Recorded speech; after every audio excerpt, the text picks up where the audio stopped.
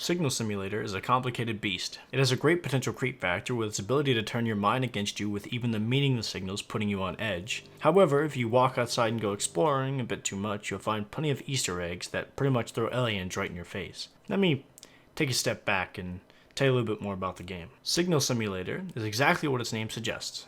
A simulator where you collect signals from outer space. You'll spend most of your time drinking coffee and grinding away looking for signals and decoding them. Most of them will be random letters that mean nothing, but it makes the ones that aren't all that much more creepy. This game expertly balances it as well. Though finding all the secrets and codes would take you quite a bit of time, I still found that the signals creeped me out enough to take breaks and drive the rover.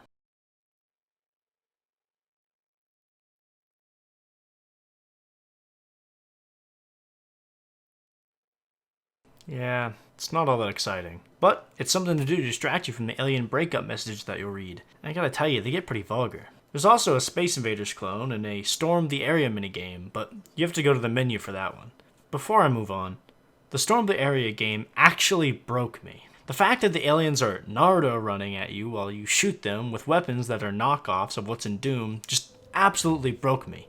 It took me like 30 minutes to recover. Anyway, the graphics of the game look alright. They don't really take much away until you look through the telescope and zoom in to reveal that the skybox is pretty low resolution and that it seems the planets are just floating in front of it, which, give the game credit, the planets look okay. Basically, this game's textures are in line with a game from 2012, not 2018.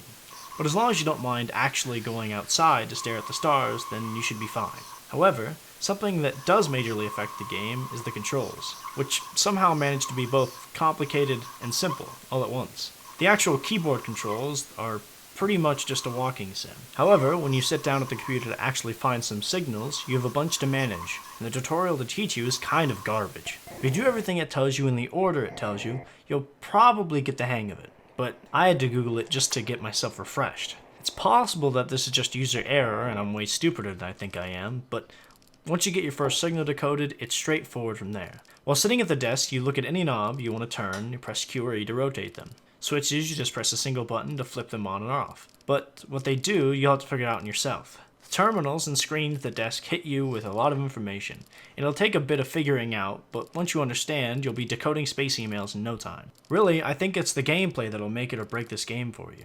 The sounds in this game are fantastic, though there isn't any music besides the radios, which allow you to play your own. The spooky nature of the signals is just off-putting enough every time you hear one. The ambient noises that play as you just sit grinding away keep you on edge, ready for something to happen. But the gameplay is the key to getting those spooky bits. Frankly, the gameplay can get really repetitive. You scan for a code on your computer, rein in the radio frequency it's coming in from, slowly move the dishes into place, and manage the power of the whole facility.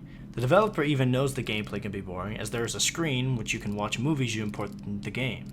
Overall, the graphics of the game are okay, the gameplay can be repetitive, but the sound effects blow everything else in this game away. Signal Simulator is an expert in keeping you immersed enough and interested enough to keep going from signal to signal, hitting you with creep factor after creep factor. It never really gets scary, but it keeps me on edge. So here's my advice to you. If the game looks interesting to you, buy it on Steam. Play it for an hour and a half. If the main gameplay doesn't bore you in that time, you'll be good to enjoy every creepy noise, every shadow moving in the corner of your eye, and every spooky moment this game has to offer. Maybe you won't even get every collectible, maybe you won't beat it, but you'll get a kick out of it. And if not, hey, it's Steam. Just return it.